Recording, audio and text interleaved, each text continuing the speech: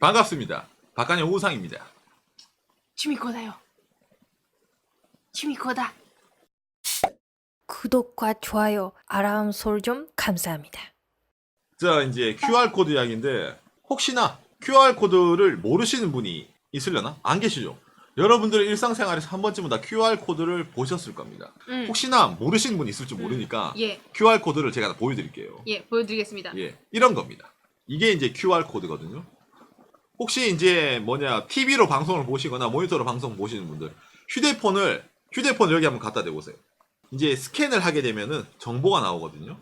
아, 정말 이 QR코드라는 거 정말 기가 막히지 않습니까? 바로 나오네. 박간의 유튜브네요. 그래가지고 이제 이런 모양을 하고 있는 게 QR코드입니다. 여러분들이 한 번쯤은 다 길거리에서 이 있는 거를 보셨을 거예요. QR코드를. 근데 갑자기 왜 박간의 방송에서 오늘 QR코드를 들고 와서 이야기를 할까라고 생각하시는 분 있을지는 모르겠는데 맞습니다. 이 QR코드라는 거 자체가 일본 내에서는 상당히 포퓰러합니다. 널리 쓰여지고 있어요. 일본 내에서도. 지금은. 그리고 이 QR코드가 핫한 나라가 사실은 일본은 아닙니다. 전 세계적으로.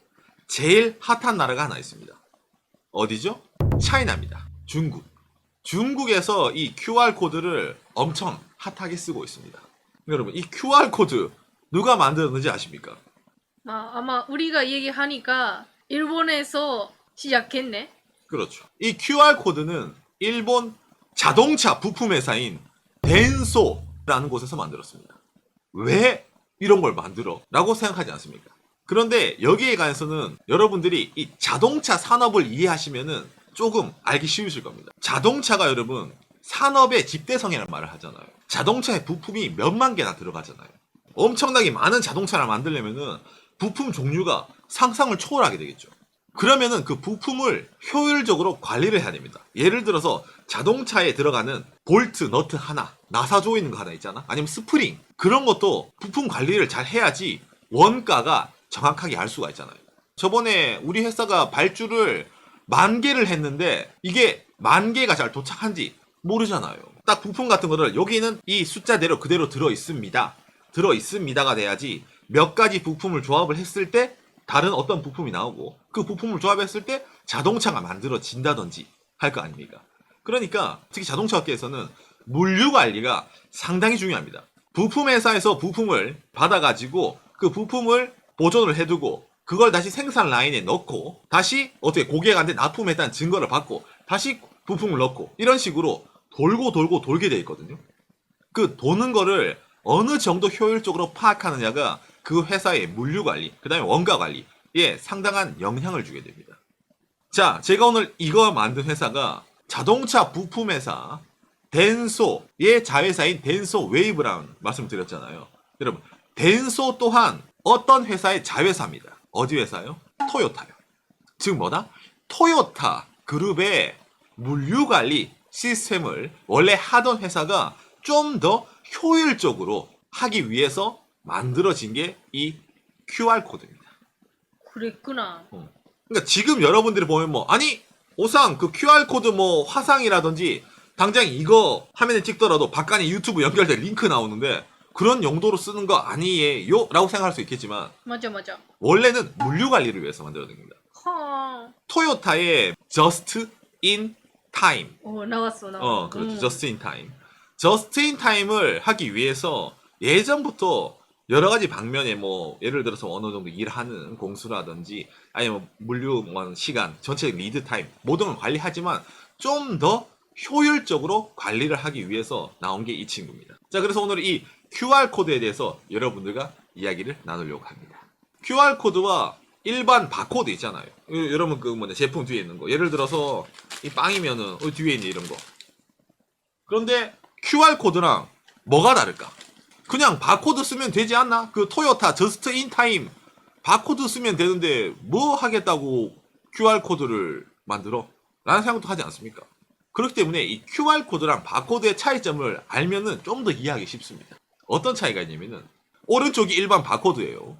왼쪽이 QR코드입니다. 기존의 바코드는 가로 삑 찍었을 때 이 가로로 정확하게 스캔을 하지 않으면은 정보가 들어가지 않습니다. 왜? 바코드는 수직 방향에서는 정보가 없어요. 즉 뭐다? 이렇게 찍게 되면은 정보가 안 나와. 그러니까 정확하게 있잖아. 가로로 삑 이래야 됩니다. 그래야지 정보를 취합을 할 수가 있어요. 바코드가. QR코드는 가로, 세로 다 정보를 갖고 있습니다. 이게 제일 큰 차이점입니다.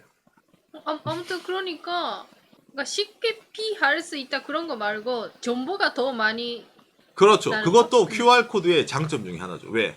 한쪽 방향으로만 정보를 넣을 수 있다가 이번엔 다른 방향이 추가되다 보니까 정보가 더 많이 들어간다.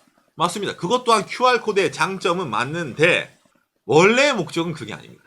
그렇구나. 예, 의외죠. 이걸 아마 많은 분들이 바코드보다 정보량을 많이 저장할 수 있으니까 당연히 QR코드가 더 나은 거지, 개발된 거지 라고 생각할 수가 있는데 그게 아닙니다.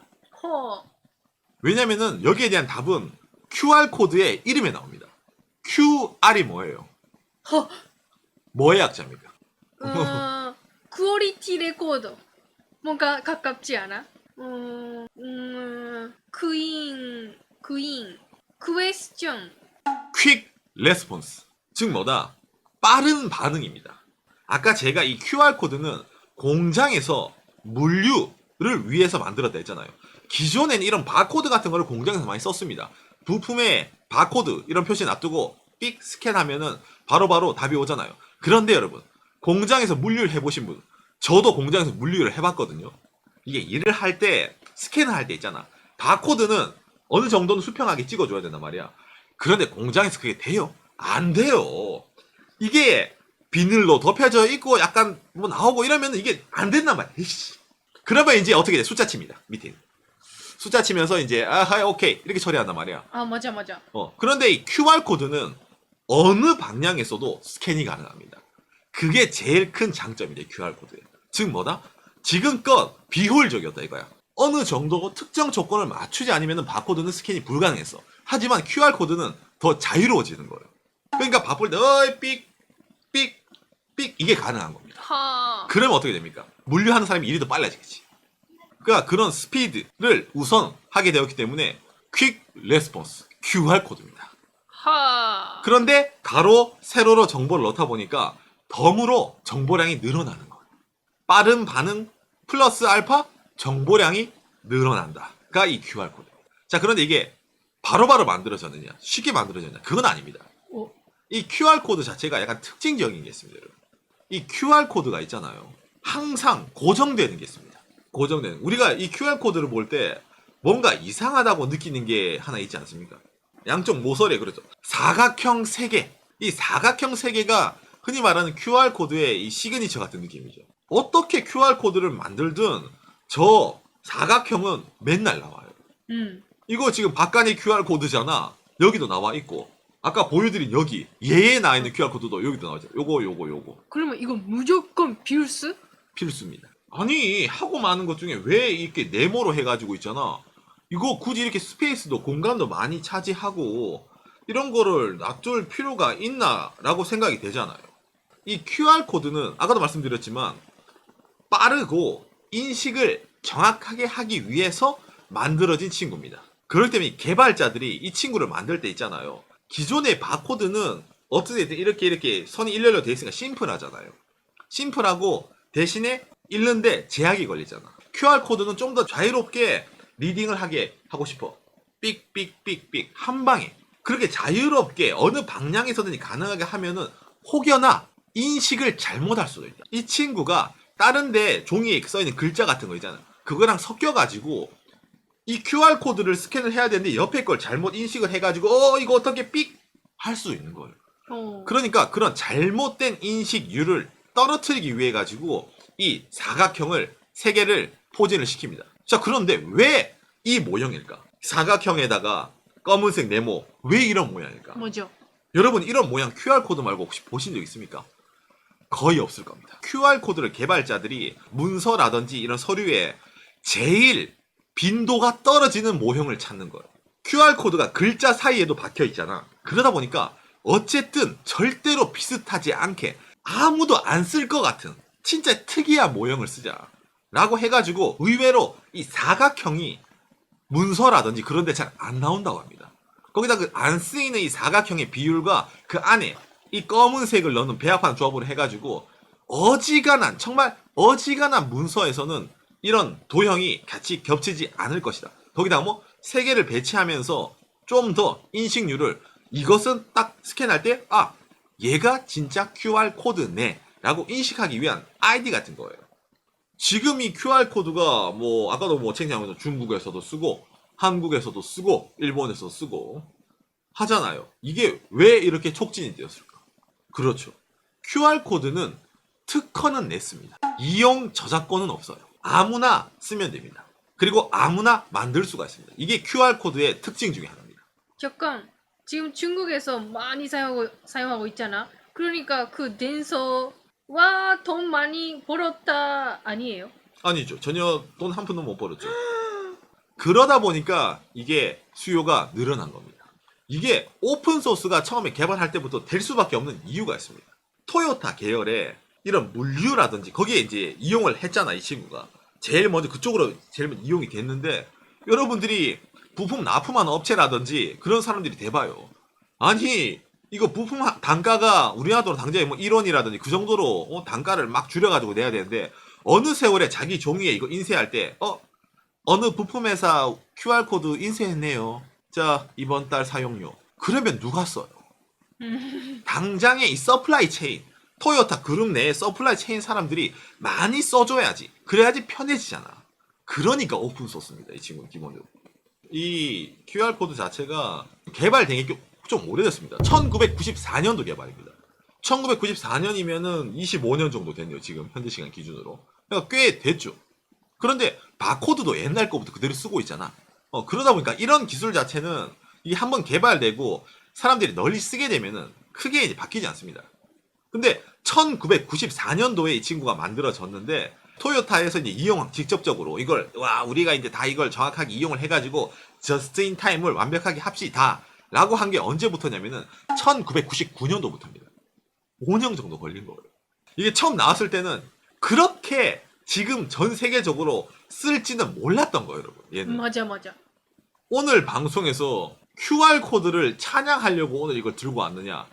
아니에요. 홍보를 하려고 들고 온 게 아닙니다. 이렇게 신박한 QR코드, 일본 자동차 부품업체인 덴소에서 만들었잖아요. 그런데 중국에서 QR코드가 많이 쓴다. 오상 서울의 명동에 가니까 화장품 가게 앞에마다 QR코드밖에 없더라. 다 QR코드예요. 왜냐?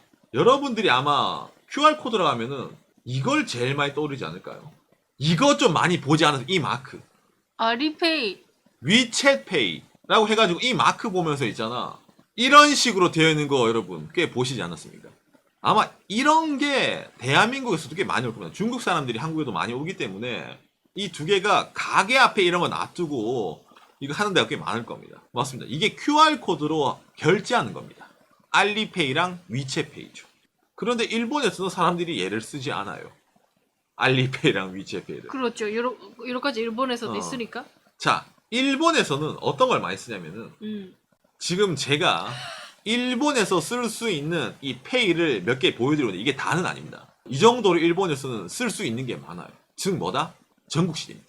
일본에서는 여러분 난잡합니다. 위에가 뭐라 써있냐면은 QR코드 결제 방식, 페이페이, 라인페이, 락텐페이, 알리페이, 위챗페이, 그 다음에 전자머니, 교통카드 같은 거 있잖아요. 한국으로 치면 교통카드에 돈 충전해서 쓰는 거 있잖아. 그런 똑같은 거.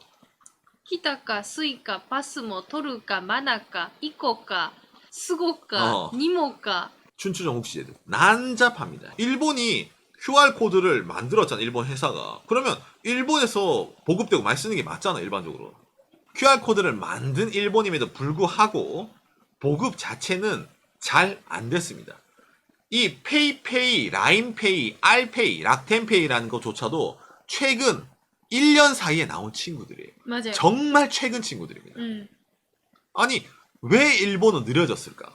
일본에서 QR코드를 만들고 혁신이라 맞아. 이거는 바코드를 대체하는 거다. 역시 일본의 힘이네요. 기가 막힙니다라고 했는데 왜 안 썼을까? 여러 가지 이유가 있는데 그 중에서도 제일 큰 거는 이 친구 때문입니다.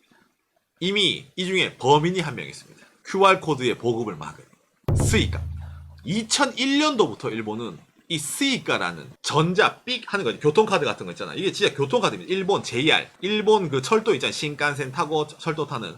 거기에서 이제 삑삑 하는 자동 개찰할 때 쓰는 친구입니다. 이 친구가 2001년도에 갑자기 튀어나오고, 일본 사람들이 철도, 지하철 많이 타잖아요. 그 이용자를 바탕으로 순식간에 보급이 됩니다. 이거 개발하려고 많이 노력했으니까 삐아리페이 그런 거 먼저 안 나왔네요. 정답이죠. 일본에서 이 스이카에 엄청나게 막대한 돈 개발하는데, 이 시스템 있잖아요. 카드 만드는데 돈, 개찰구 만드는데 돈, 편의점이랑 자판기에 기능 넣는데 돈. 이게 혁신적이냐 하지만 불편한 것도 있어요. 하지만 뭐 스이카를 쓰게 되면은 기업은 기계 만들어서 돈 벌고, 중간에 결제 대행하면은 이 JR도 미리미리 현찰 확보되니까 누이 좋고 매부 좋고 다 좋은 거야. 그런데 뭐 오픈 소스 QR코드? 사용료가 안 들고 누구나 간편하게 이용할 수 있다고? 얘는 보안이 취약하네요. 일본에서는 이런 보안이 취약한 친구는 안 될 것 같습니다. 기존에 그러니까 거대한 자본이 앞으로의 이런 걸 정하겠다라고 나왔잖아요. 오픈소스가 아니라 막대한 개발비를 투자한 아까 보이는 스이카가 그렇게 나왔기 때문에 상대적으로 물류라든지 생각을 해봐. 2001년도에 스이카가 나왔다 했잖아요. 얘는 1994년도에 나온 친구예요. 그리고 물류, 토요타 자동차 부품이라는 그쪽에만 쓰이던 친구야. 그러니까 한정적이잖아요. 아, QR코드는 물류 종이에 부품 몇 개입니다. 삑. 부품을 잘 받았습니다. 삑. 재고 관리에 쓰는 친구네. 정보를 넣고 읽을 수만 있으니까 그렇게 하겠네. 라는 고정관념이 박혀있는 겁니다. 그리고 일반 사람에게는 그냥 홈페이지 링크. 그렇죠. 일반인들한테는 이거 뭐지? 가게 앞에 있네. 삑. 우리 가게 쿠폰 아니면 우리 가게 홈페이지 들어갈 수 있는 링크, 인터넷 주소 이렇게만 인식이 박혀진 거예요. 일본에서는. 그러다 보니까 QR코드의 용도에는 여기가 적합하네. 그러면은 다른 핀테크에 있어서의 스이카라든지 그런 전자화폐는 따로 우리가 돈을 주고 개발을 해야 되겠네. 그리고 인프라도 확충시키고 이것이 일본이다 라고 그런 식으로 생각이 된 거예요. 그러다 보니까 그쪽으로 쫙 가게 됩니다. 그러다 보니까 일본은 QR코드를 만들긴 했지만 하나씩 테크트리를 타다 보니까 1994년도에 나온 구식 기술, 토요타에서 물류 쓰는데 쓰는 스캔하는 거잖아. 그게 무슨 혁신적인 핀테크, 최근사에 맞겠어. 역시 일본은 IC 칩부터 해가지고 NFC, 삑 휴대폰 결제부터 정말 당시에 최첨단인 거를 2000년도 도입을 하게 해가지고 결국은 지금 다시 QR코드로 왔습니다. 이게 일본이에요. 재밌지 않습니까? 구식 기술이라고 생각을 해가지고 저거 안 써 이러는데 현재 일본 핀테크 시장 1위 QR코드 결제 페이페이입니다. 제일 먼저 만들었는데 이게 중요한 겁니다. QR코드를 만들고 대단하다 이거야. 맞아. 일본 기업 대단합니다. 일개 자동차 부품 회사가 QR코드를 만들어서 저작권료도 없이 전 세계에 풀었어. 대단해. 대단했어. 평가받을 만해. 그런데 그 1994년 개발 이후로 삽질을 한 거야 지금까지. 중국 사람들이 쓰고 전 세계적으로 쓰는 인구가 늘어나니까. 왜? 중국이 쓰면 여러분 인구가 얼마나 많습니까? 당장에 이 QR 코드로 쓰는 이 페이 이거 있잖아요. 쓰는 인구가 몇 명이냐면은 9억인이에요. 그러니까 9억의 인구가 쓰고 있는 거예요. 일본에 아까 스이카 써봤자 1억이 안 돼. 맞아. 일본 내에 썼으니까. 그런데 중국 9억을 쓰네? QR코드? 그럼 어떻게 돼? 시장이 글로 가요. 인구빨이야 시장은. 선점은. 많은 사람들이 써야지 그걸 좋다고 판단을 해주는 거잖아. 이게 일본이라는 사회를 진짜 여러분 이 QR코드가 쉽게 알 수 있는 예 중에 하나입니다. 일본은 기술 혁신 예전에 좋아했어요. 기술 개발 누구보다 잘했습니다. 아시아에서. 인정해. 일본 기술 좋아. 잘해. 만들어. 하지만 이용을 못해요. 맞아. 기술은 개발하는 게 중요한 게 아니에요. 어떻게 이용하느냐에 따라서 천차만별 달라지는 거예요. 우리가 이런 거 항상 유행했잖아. 발상의 전환, 생각의 전환, 고정관념 타파. 그게 중요한데 그게 힘들다는 거지 일상적으로. 이거는 이렇게만 써야 된다. 이렇게 용도가 바뀌기 때문에. 그죠? 지금 보고 계시는 선생님들 구독 꼭 하십시오. 구독했어요. 그러면 좋아요 많이 해주세요. 엄청 힘이 됩니다. 진짜.